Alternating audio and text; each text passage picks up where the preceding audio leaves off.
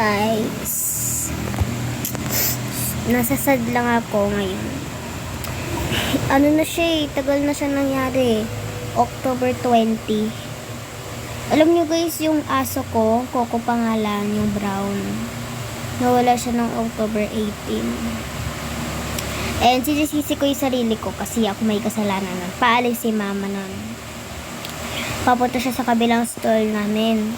Nilabas ko siya para paihiin. Pero tumakbo siya, tinakbo niya yung tricycle.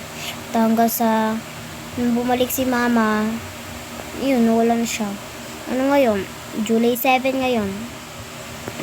Sad lang talaga ako.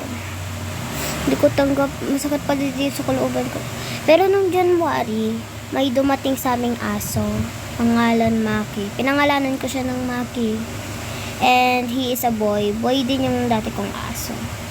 Pero naiiyak pa din ako kasi wala lang, malapit ako sa kanya. And natutulog siya ngayon. Lagi siyang nagbabantay sa gabi. Ito guys.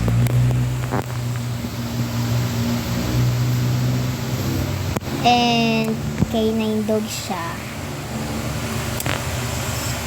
Sakit talaga dito sa kalooban ko guys.